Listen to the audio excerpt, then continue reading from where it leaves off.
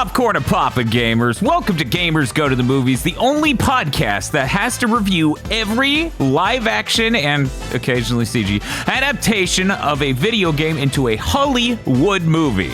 I'm your host, Dan Video Games, and with me is Bob. Rampage. Was that the Halo announcer? Was that? Maybe. I don't know. It's stuck in my head, though. Chris Wolfhard. It's morphin' time. And Dr. Aggro. Whitey Joe Young. That's right. We watched Dwayne "The Rock" Johnson's Rampage 2018, based on the action beat 'em up for arcades Rampage. It's the one where you play as the kaiju and you beat up buildings, and then when you die, you turn into a tiny person, because I guess you were a person originally. Yeah. Yeah, I kept getting it confused with Primal Rage. Very different game. Very different. Very different. Dwayne "The Rock" Johnson just stands there as the gorilla farts and throws it in the face of a fucking T-Rex. Primal Rage would make it like an awesome movie. Okay. Give me the Cliff Notes. What are we doing? It's just, what if nature started over after the apocalypse, so now there's just dinosaurs killing each otother? In what, does Dwayne "The Rock" Johnson point at them? Yes. Sure. Yeah. He does that one fucking pose he does constantly, like his ready stance. He also does the thing he does in this, where he has to soothe them through body language and other things to assert dominance, but also friendship.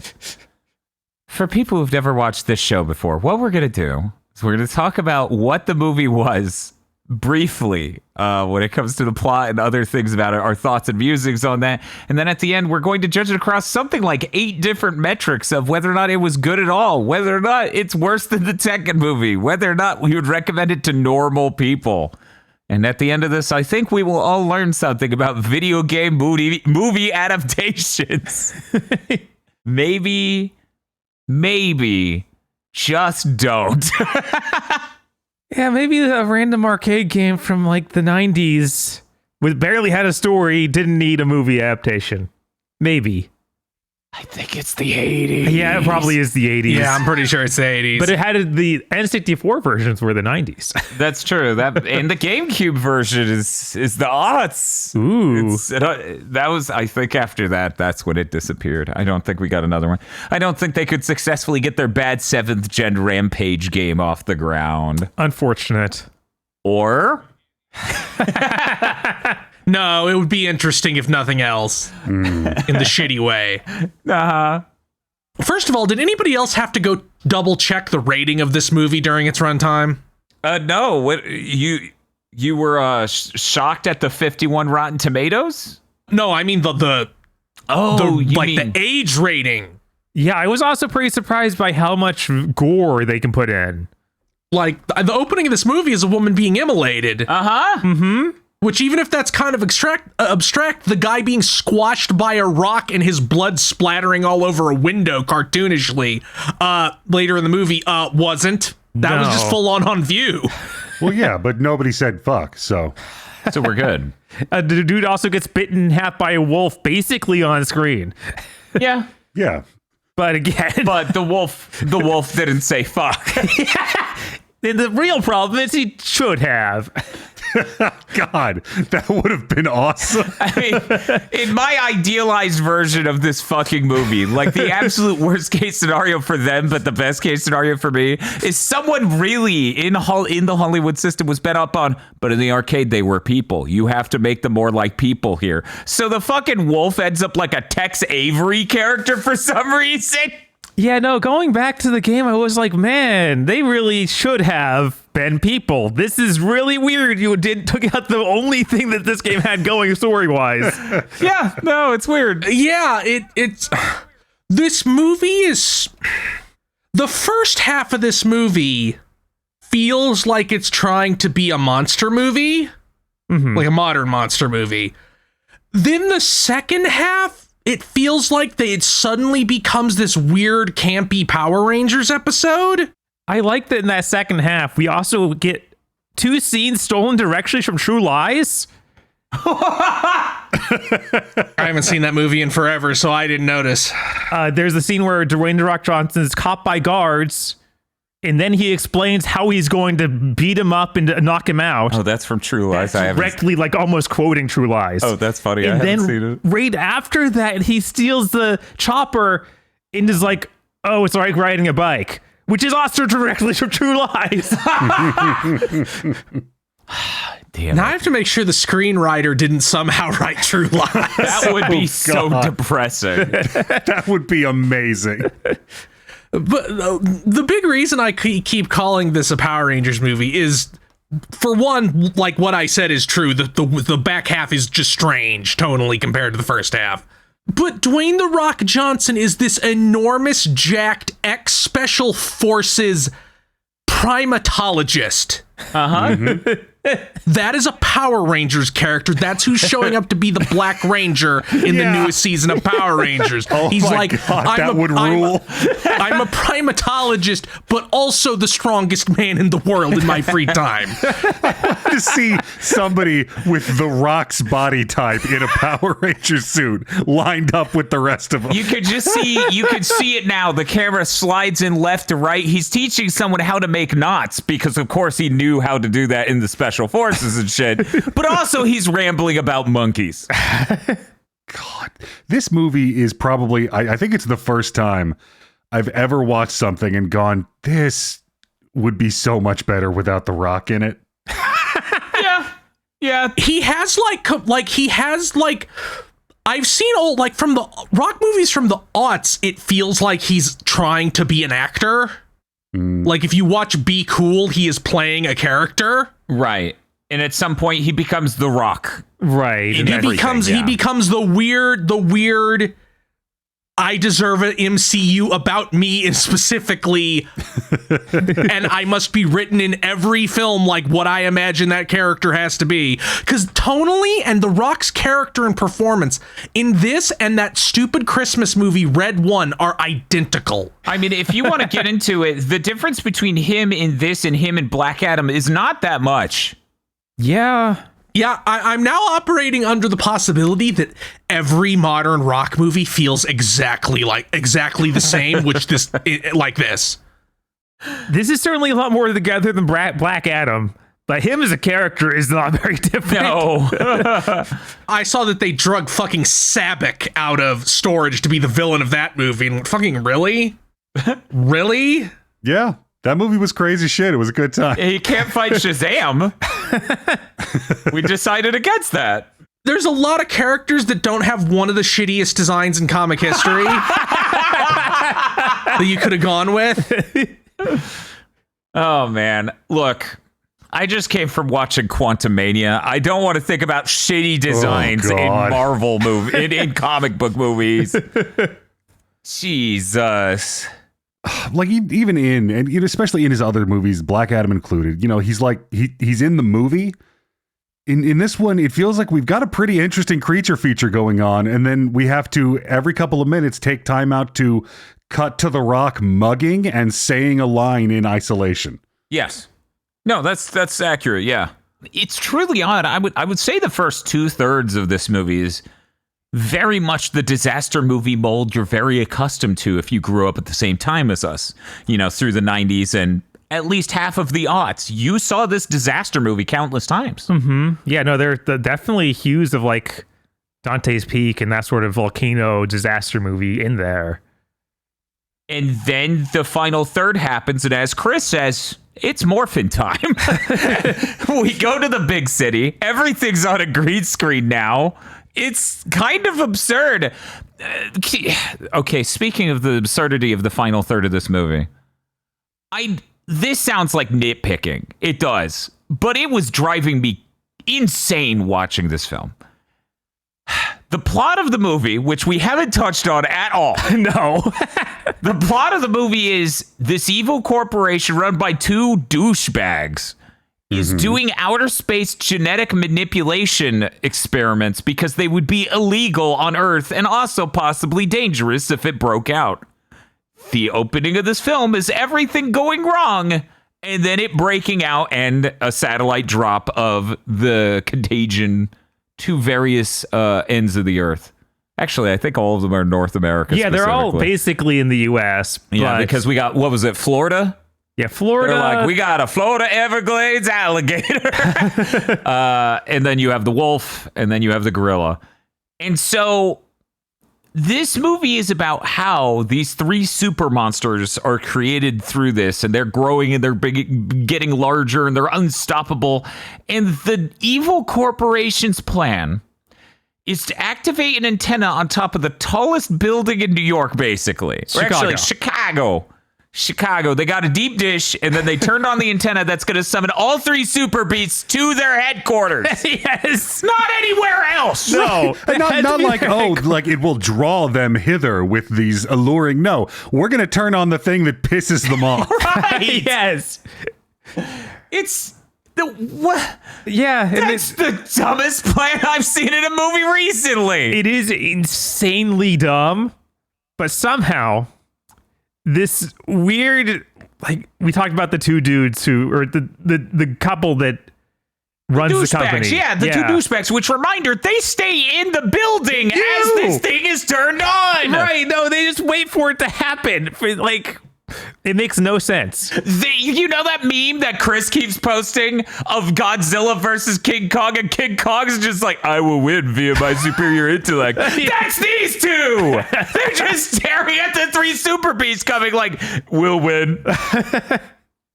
I don't entirely understand why they need to lure these animals to them. They have some sort of plan about to what end they are doing this, but I feel like when you are trying to cover up your evil super science project of making giant monsters, having a device that conveniently summons them all to your one location in the middle of a heavy populated city will make even the slowest FBI agent go, why do you have that?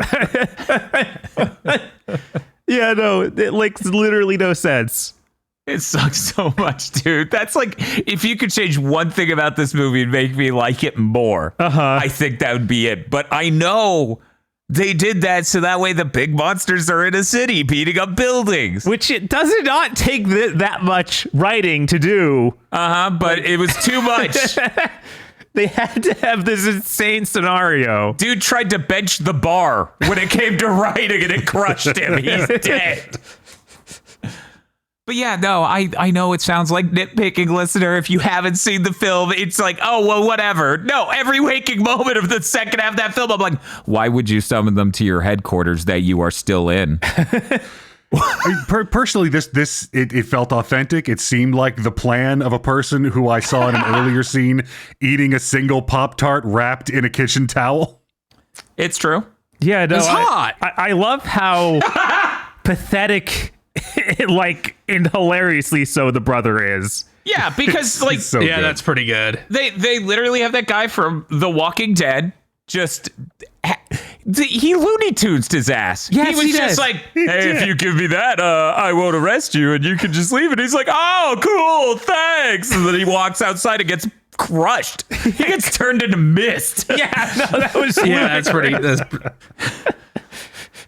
Now, speaking of things characters in this movie do that don't make any fucking sense, if there is a kaiju, and I am leading a military assault on this kaiju, I would not go we hit it with one bomb. Infantry, go in.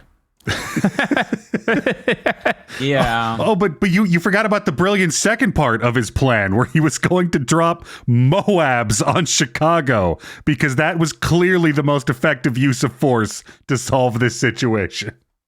Yeah, do you not have access to a fucking Gauss cannon or something? There was no other choice. Think smarter, not harder. We did, but the A-10 flew really, really low and slow for some reason. Yeah. My favorite part in any movie is when they're like, don't worry, we had enough time to call off the bomb. Yeah. Just like look, it is by design that your standard US infantryman is not on par with a Nobel laureate. But at a certain point where you are up to be like the 43rd guy to run at the kaiju with an M4, I think maybe you make a command decision and tactically not do that shit. Yeah, just be like, look, your commanding officer is going to drop the mother of all bombs on Chicago. He's going to be executed. He won't be able to get you in trouble for insurrection. True. He seemed unaware that there were still soldiers and civilians in the area somehow. Yeah, it's like it was Chicago.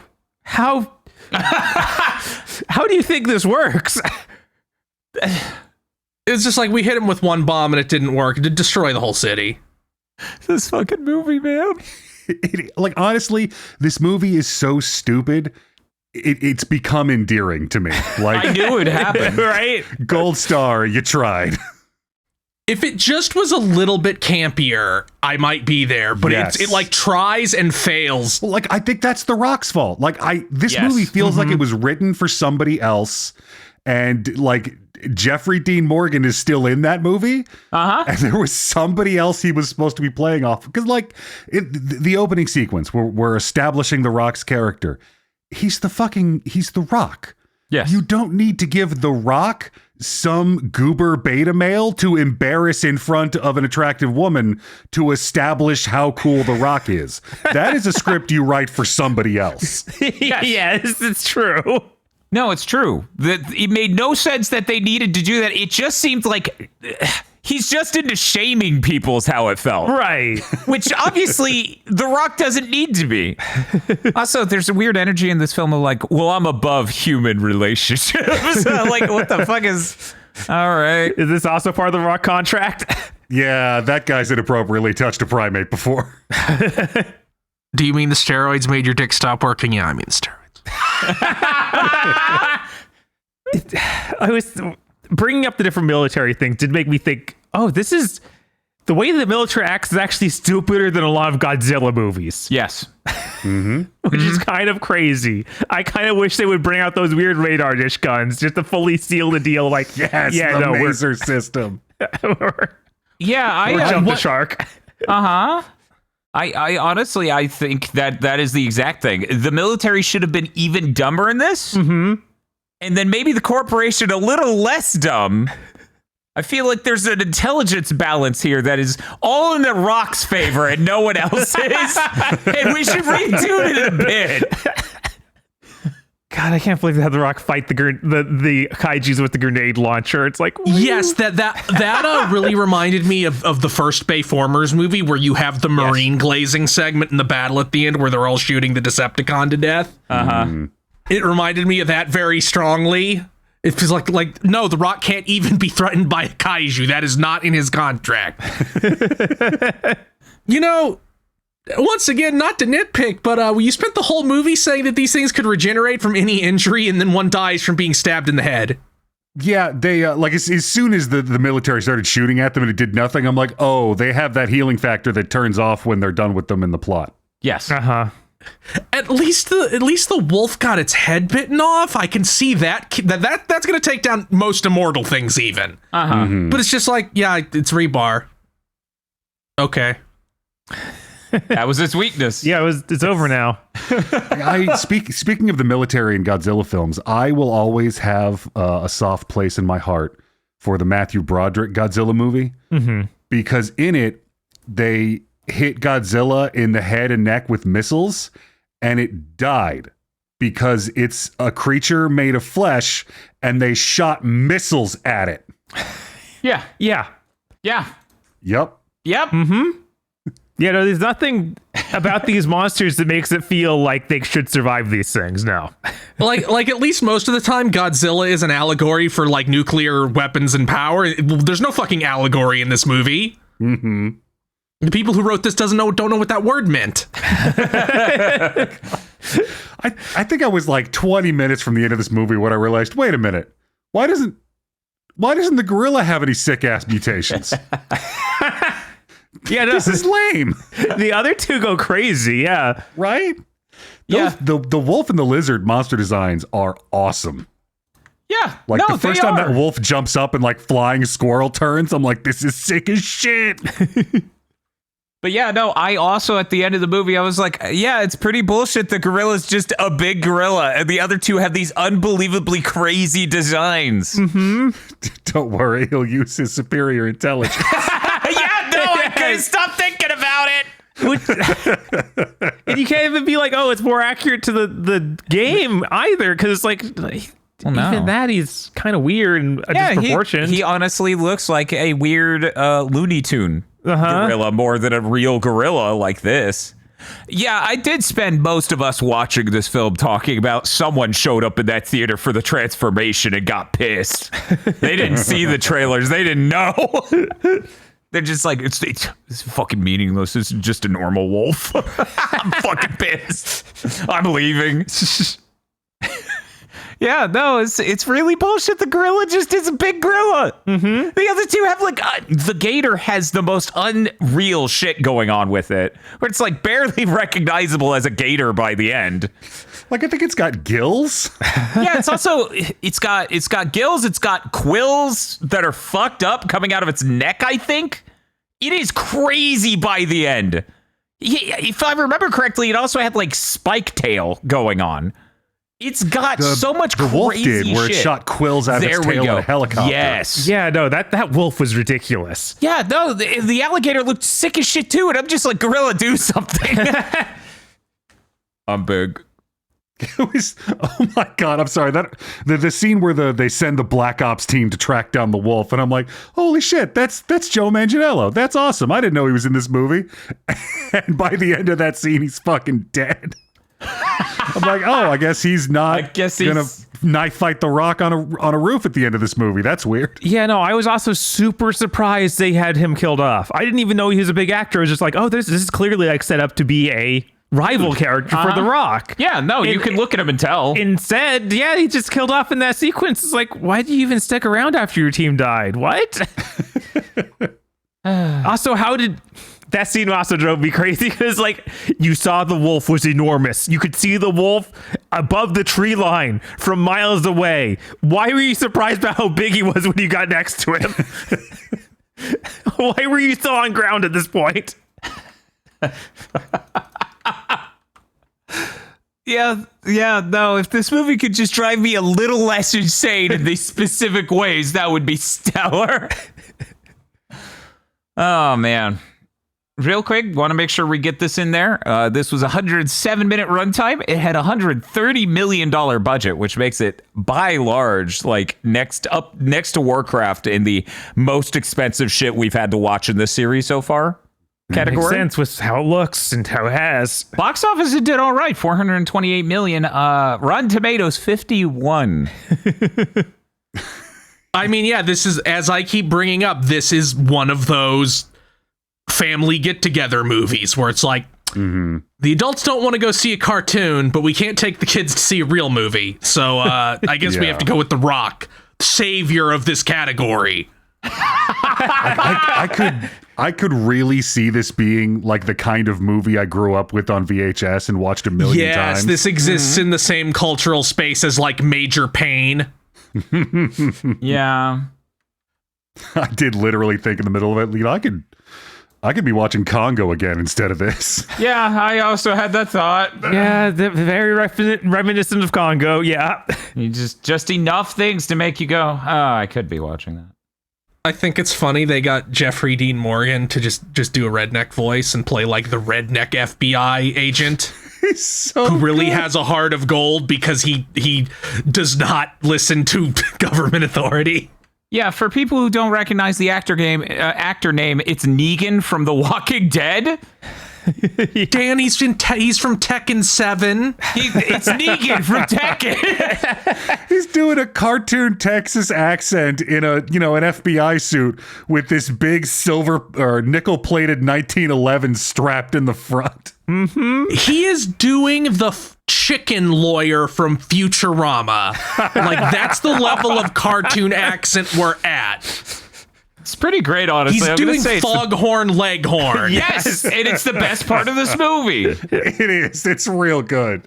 I'm surprised with everything else they didn't quite understand about like your classic disaster movie genre that they didn't also forget to write this character. Because this character is an important part of that. Mm-hmm.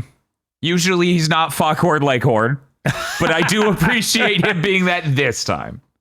I don't know if it was a call for taste reasons, but this is a movie in which animals get horribly mutated and do a lot of violence. And there is a scene that happens off screen where a roided out gorilla fights a grizzly bear, and we didn't get to see it. No, I agree. That's the wrong choice. But maybe you would have changed the rating. Maybe that's too far. Maybe that would be too far. I find it enormously funny at the beginning of the movie. The gorilla has now gotten 4 times, 5 times, 6 times its original size. And The Rock is still just like, we can solve this. Yeah. Don't tell anybody. We got this. We got this under control. And it's so funny. He makes his assistant swear he will not tell anyone.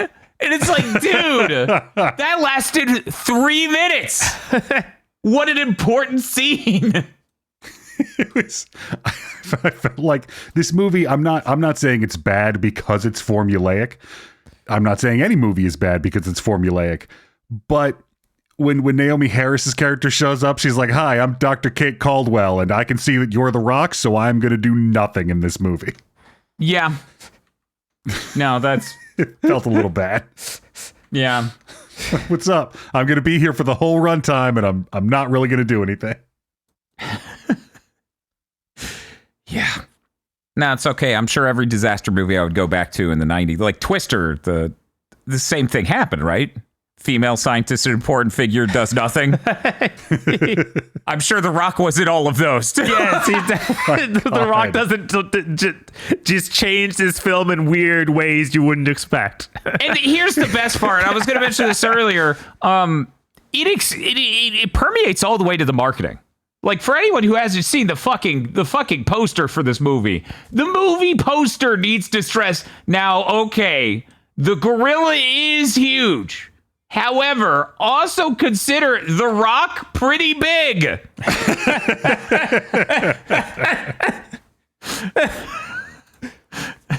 That's fucking insane.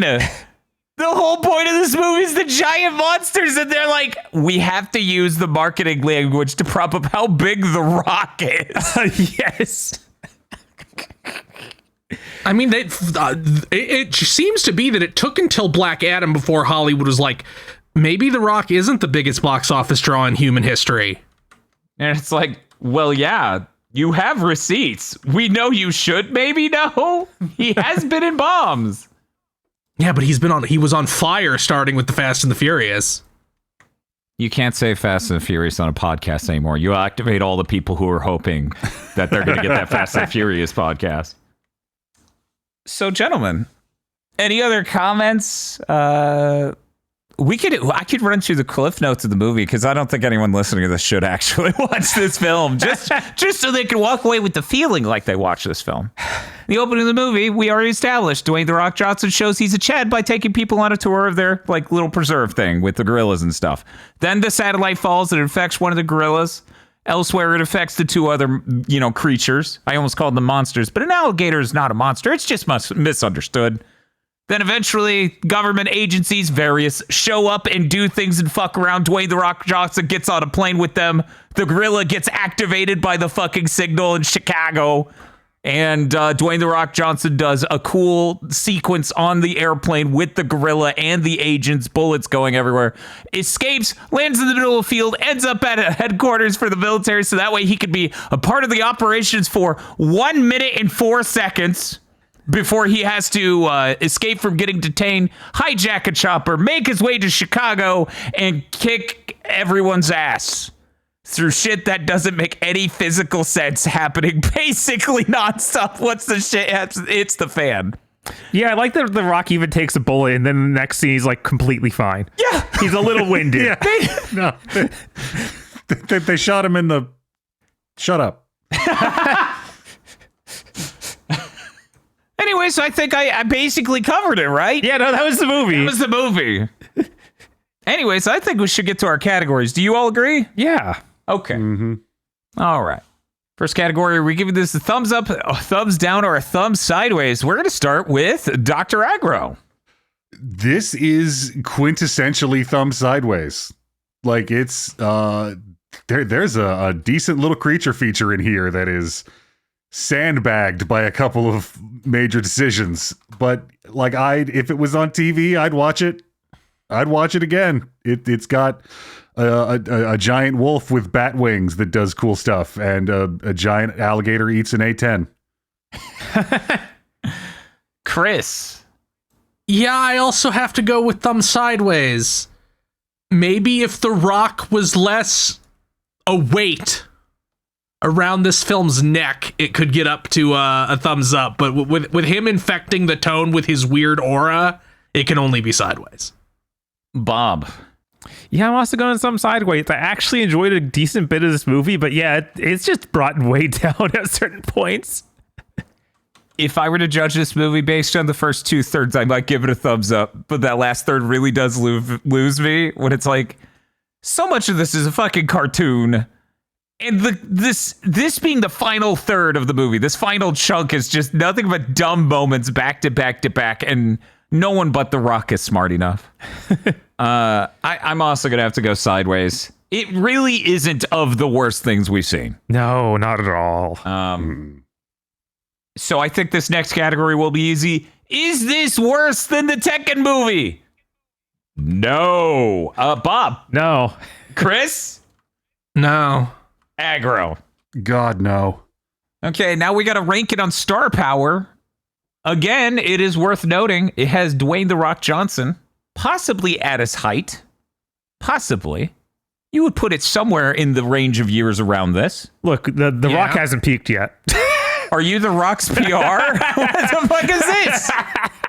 And also worth noting, it does have Negan from Tekken 7. Also the heroine Naomi Harris was real big at the time. She had just been nominated for an Oscar 2 years prior. Yeah, no. For Moonlight? Yep. Yes. Yeah, she was also in the last 2 Bond movies before this. Yeah, I was going to say, she is famous. She is a notable actress. She's probably next to those two, those three are the main event. Those are the main 3. There are, in fact, a cast of regular, actual famous people on loan from other movies they might be better known for. So I don't know. I think this is a pretty well-rounded, pretty star power cast. The only way I can imagine it being higher, I hope this translates to people when I say this. If the movie was a buddy cop film between The Rock and Negan, I think that would drive it to an all-timer.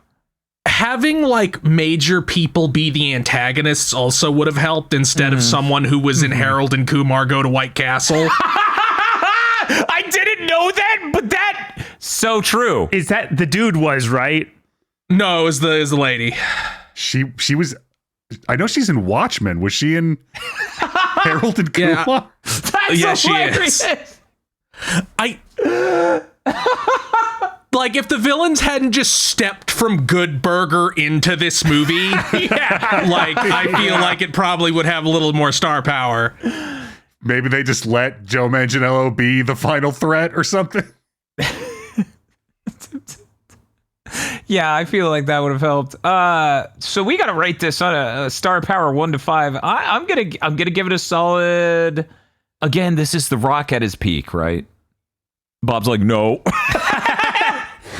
I'm gonna have to give this a 4. I think this is really, really strong. This is really far up there. But again, it would be driven so much further if we could get just more on-screen presence of Negan at the height of his relevance and stuff like that. Because this is 2 years into The Walking Dead. Mm-hmm. So, or 2 years into him being on The Walking Dead, which I don't know if Negan's season 1. He's not. Yeah, I didn't think so.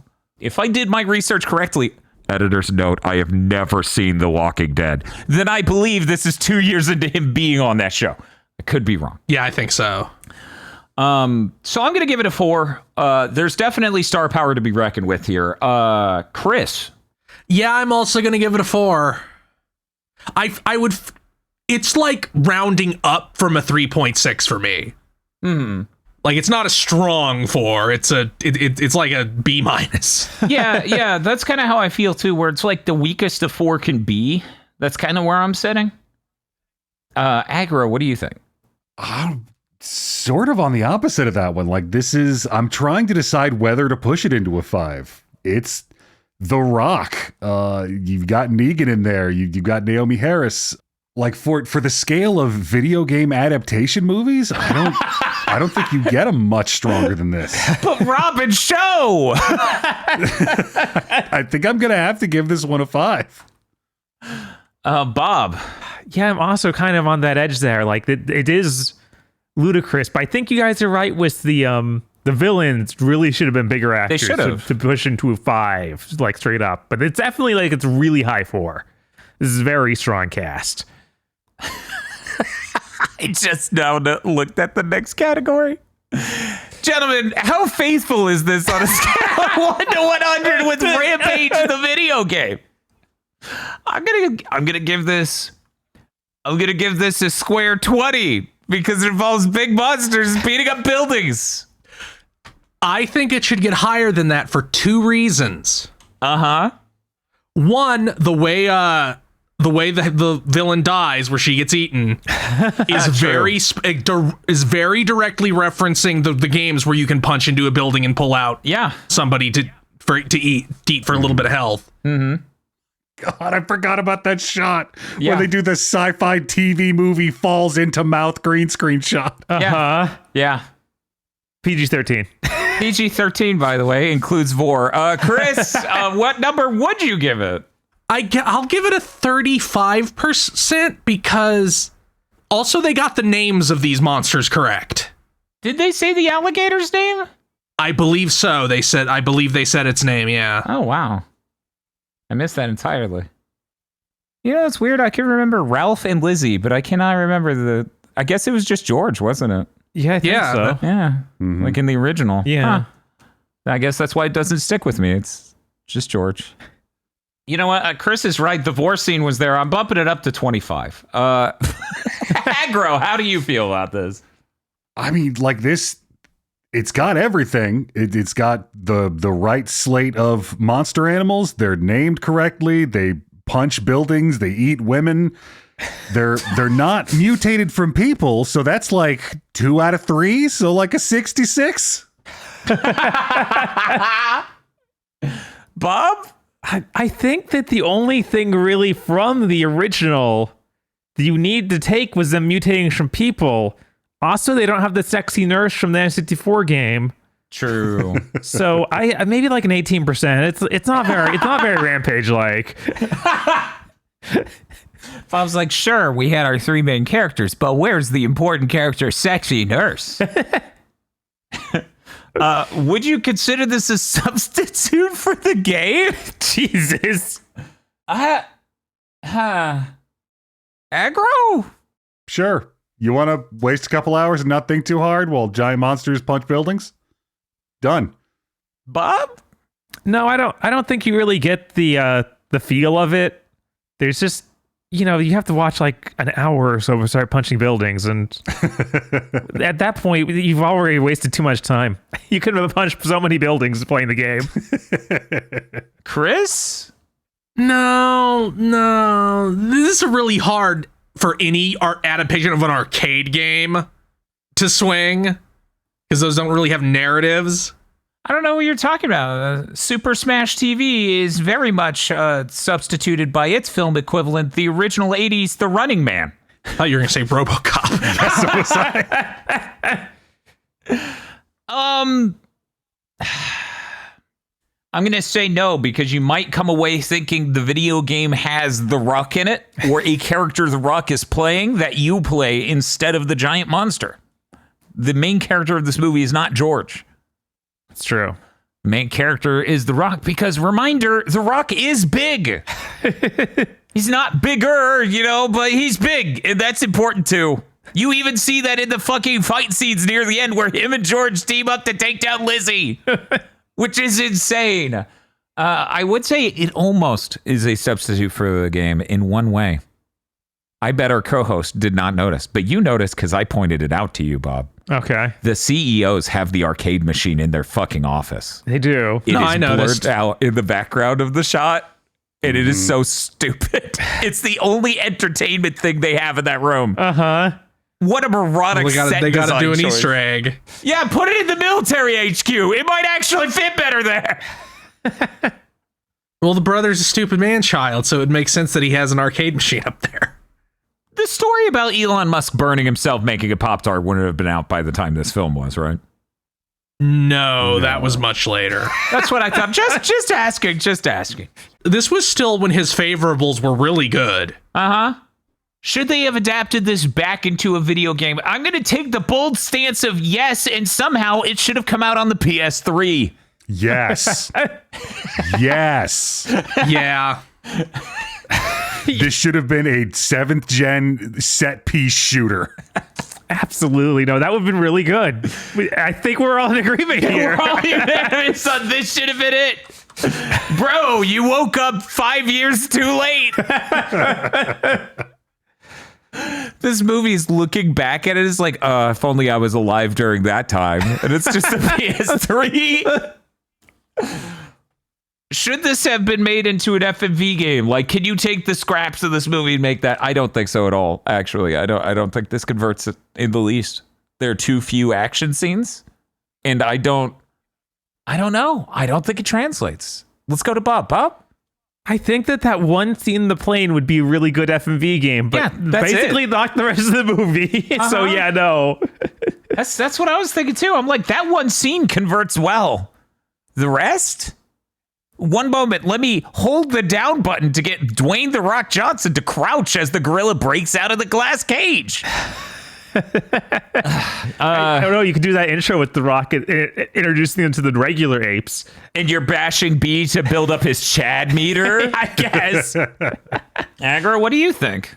Oh, absolutely they should have. I want the slow burn sci-fi thriller choose your own adventure style game that somehow ramps up into the giant city destroying shootout.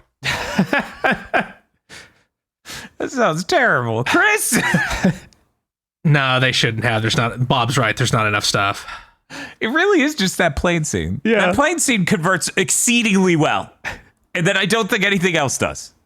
And now what may be the most forecast, obviously seeable from mile away conclusion is this movie normal person friendly? Yeah, dude, it was made for you. Of course it's normal person friendly. No one's going to watch this film and be like, hey, you checked me. This is a video game movie. Or, dude, this is absolute trash. What is wrong with you? I think I would recommend this to a normie. Chris. Yeah, this is a movie that is made so they don't talk for 2 hours. Aggro. My grandma has seen this movie 30 times. I like that these podcasts have become you reporting on your grandma. She's a very important cultural touchstone for me. Well, Aggro, is your grandma a normal person? I mean, she has read a lot of Dragonlance books, but I'm still going to say yes. And Bob. Yeah, absolutely. I mean, it really shows that I wasn't entirely sure this was based on the video game until we saw the arcade cabinet. I thought we might have been tricked into watching this. So yeah, I think it's pretty normal person friendly. Bob, would you say this movie's gamer unfriendly? I think by the time we finish this podcast series, this is going to be the top 5 of most normal person friendly movies we've seen. I mean, it's very possible. Maybe I don't know. Maybe it's shockingly likely, actually. Ugh. At the same time, they keep this far long as this podcast goes, we're gonna keep making new movies based on video games that may be more and more normal. Yeah, if like 5 completely milquetoast animated adaptations come out, it's over. Well, that's another one down the hatch. I'm a little worried, though.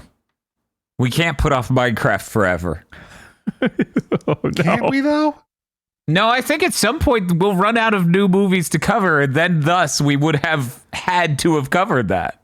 I feel like we could just slow down production of these and maybe try to ride that curve. The people just can tell. They're like, hey, wait a second. I'm plotting out the trajectory here on a chart. They're literally doing this so they never have to review the Minecraft movie. Then Hollywood collapses completely. Hooray! All we had to do was outlast the Hollywood system. The executive producers for this month's GigaBoots videos are Spaceman Spiff, Red Blaze 27, Brendan O'Sullivan, Cooper Tank, BN12, and Rado. Thank you very much to our executive producers, and also these guys. If you want to become an executive producer or a normal patron, head on over to patreon.com/gigaboots today.